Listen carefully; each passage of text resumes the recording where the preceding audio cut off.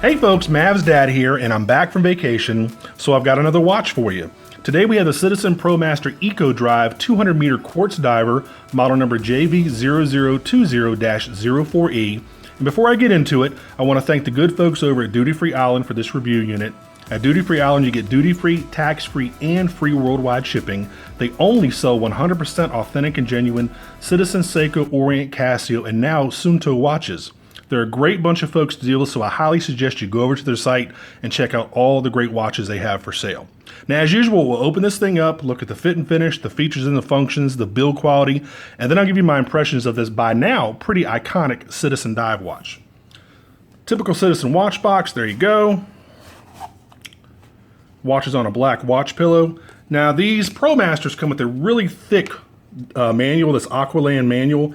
It's also written in multiple different languages, but it's also thick because there's just a ton of stuff that this watch can do. This is a legitimate, for real, dive computer. I mean, it's got dive times and alarms and all sorts of stuff, you know, water sensor. This watch, if you're really into diving, this is the watch for you. So a lot of stuff going on here. I'm gonna try to go over as much as I can, but there's literally so much to go over. I just can't go over it all in one video. So anyway, there's the big thick manual. Here's the international guarantee that you get with every Citizen. So now that we have the boring stuff out of the way, let's take a look at this watch. Now, as usual, I'll go ahead and put all of the basic specs on the left-hand side of the screen. All right, here we go. You're looking at a 50 millimeter case. It's 15 millimeters thick. It's on a 22 millimeter bracelet, and I'll talk a little bit more about that bracelet later. It's 200 meters water resistant, which is 660 feet. It's got a mineral crystal. It's got a Citizen U101 movement, which offers a 6-month power reserve. It's got a world time function. It's got a power reserve indicator over here at 9 o'clock. It also has an insufficient charge warning. It has the overcharge prevention function. It has depth measurement. It has a water sensor, so this thing goes into dive mode the second that it senses water. It's got a power save function. It's got a daylight saving time function, and it's got 3 alarms. So, I mean, if you want a dive computer, if you're really into diving, this is absolutely the watch for you. And many of you divers out there know about this watch. Now, let's go ahead and just take a look at this thing. The case is kind of an odd shape, and I think it's that odd shape because it's really meant to kind of pronounce these buttons over here to your left for the dive functions. Let's basically go over the basic function. You have your select button, you have your mode button, and you have your light right there, and this is your log for all your different dive times. So the case itself is pretty simply laid out. It's very visible, as you can see, big words here for all the different buttons. So you really know what you're pressing underwater. It's a stainless steel case. Now these come in about, I think, 4 or 5 different models. And I'll put all of those links down at the bottom in the description field. But it comes in an all titanium. It comes in, you know, different case materials as so far as titanium and stainless steel, and different bracelets and bands. So you can really get this thing kind of configured the way you want it. Now this bracelet, again, Citizen, for some reason, their bracelets, their rubber bracelets, they stick to themselves. And I kind of made the same comment on the new EcoZilla that I reviewed a couple weeks ago. Putting on this bracelet, again, it's like putting on a wetsuit while you're soaking wet. It's just, it sticks to itself, and it's just not a really comfortable or fast experience to get this thing on your wrist. It's got 2 keepers here. You really don't need both of them. I guess I take that back. You might need both of them if you're an average size guy. I'm a big guy, so I really don't need both of these. But, you know, average guy, you know, if you have a little bit smaller wrist, you might need both of these. But it's very heavy. I mean, it's a stainless steel case, so obviously it's going to be heavier than titanium. I mean, it's a very well machined and good looking case, absolutely. Now, you also have your helium escape valve, which is right there.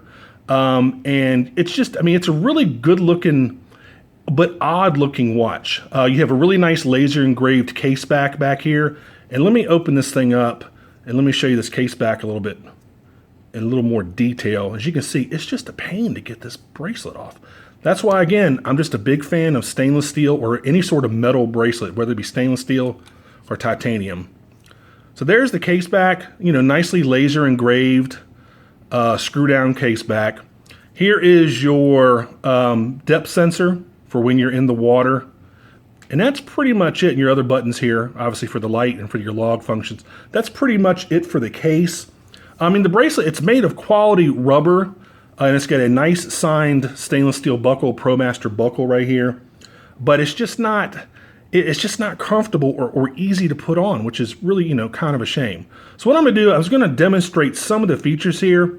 If you go into mode, and again, I can't cover everything, but I'm gonna try to cover as much as I can, okay? Go into mode. Let's go back to the time mode first.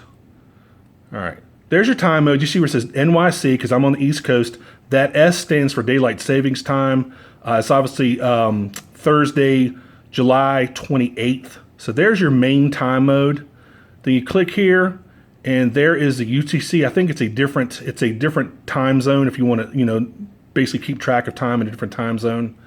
You also have, there's one of your alarms: first alarm, second alarm, third alarm. This is your dive. So this is for all your different log functions. You can see the hands basically preparing to dive right there. And then you have another log function. This thing can really track just everything you do underwater, your different dive times, the depth that you were at during that dive. And also, if you go, when you're in dive mode, this reset mode right here, this is for the hands. So if you want to make sure all your hands are lined up perfectly, what they do is they align at the 12 o'clock index, or the 0 index here for the depth meter. And then basically you can adjust these hands so they're perfectly pointing to the 12 o'clock or 60-minute mark. You know, sometimes your hands with these watches that have motorized hands, the hands can be off just a little bit, and it'll just drive you crazy if it's not pointing exactly to 0. And with this, you can actually adjust it so all the hands are pointing exactly to 0, which is really cool. So then you go back, and what'll happen is also, if you look right here underneath the word Eco Drive, you're gonna see a little red LED. That LED is basically an ascension alarm. If you're trying to ascend too fast, a little red light's gonna come on, and the little display will say slow down, or I think it just says slow. Basically, this is to avoid from getting the bends, from ascending too fast from a dive. And that's a really good feature for divers, because it lets you know, hey, look, you need to slow down, because if you don't slow down, you know, you might get the bends, which is from what I've heard, extremely painful. And any divers out there, if you have any more information so far as the dive functions of this watch that I haven't covered, please put those in the comment section, because I know other divers would love to learn more about this watch. So there you go. The buttons have a great feel to them. I really like the buttons. I like the colors, and I like and I guess I'm not quite sure why these are plastic and these are metal. I'm not quite sure. But one thing that does drive me a little crazy is the power reserve indicator. And let me go into the mode here, and let me show you that power reserve indicator. And let's go into the reset mode, which resets the hands. So all the hands are going to go back to 12. And if you notice right now, that hand was in the middle, okay? Now you would think when the watch is fully charged, the hand, these are your dive indicators, some of your reserve indicators. White is a full charge, red is it needs charge, which to me is opposite. You would think if this thing is fully charged, that little orange hand, the power reserve indicator, would be over here, up here at the red, and the white would be where the red is, and the red would be where the white is. So instead of going up like this to show a full charge, the hand shows down here. It points down here, which to me is just backwards. I don't quite understand why they do that. Maybe there's some reason, maybe, you know, divers out there know some reason why it does that. I don't know. But again, the power reserve indicator shows intuitively it's backwards. You would think, again, it would show up for a full charge and down for empty, but actually down, where I guess the number 60 would be, is it's at empty, and then where the number 30 is, where number 60 is at full, and the number 30 is at empty. It's just, I don't know why they did that. But one cool thing about this watch is that when you set the time, you can actually, let's go in here and set the time. The hands, instead of having to worry about aligning the hands and coordinating the hands, the watch does it perfectly. It basically synchronizes the digital display with the analog hands, which is really cool, I think. So let me show you. So we hit on select, And what it's going to do is it's going to get, okay, it's going to get the hands out of the way. So now, watch what it does here. Hit select. Now look, NYC is flashing. That's for your time zone. Then here, right here is for your daylight savings time. And this is for your hour. So these buttons right here, up and down, will do the hour. So I'll just change the time to some random time and some random minute here. Of course, you hold the button in, it rapidly advances or decreases. So now I'm going to take it out of here and watch the analog hands. They're going to basically mesh with that time. So I think it's pretty cool. You got your date, your month, your day, your year, and now it's going to go back and actually set the time. 12 hour, 24 hour. So there you go. So it sets the time in conjunction, in synchronicity with the LCD display, which is really cool. I like that. So let's go ahead and try this thing on. I'm going to go ahead and pause the video because this is going to be a little bit of an ordeal. But let me pause the video. Let me try the watch on and I'll be back in just a second. All right, folks, I'm back. There you go. It's got some nice wrist presence. It doesn't sit too high off the wrist. I mean, this is definitely going to draw some attention when you wear this watch. It definitely does have some wrist presence. People are going to wonder what type of watch it is. I mean, it's very legible, easy to read. So there you go. Really nice. So let me take this thing off. And again, let me pause the video because this is a pain in the butt to get off. I'll be back in just a second. All right, I'm back. Now let's go ahead and test the Lume out on this thing. And I'm going to go ahead and kill the studio light. We're going to flash it with my trusty mag light here. And it's got some really interesting Lume for a couple reasons. One, it's really bright. I think it's brighter than most Citizen Lume I've seen on any of their watches. It's almost like Seiko Lume Bright. That's how bright it is, which is really nice. So there you go. Really nice bright Lume. Really cool. And the cool thing is when it's charged up just enough, it'll actually illuminate the LCD and just the digits of the LCD light up, which is really cool. I like how they do that. Let me show you again. I've got a little speckling here from light outside, but there you go. It just illuminates just the digits.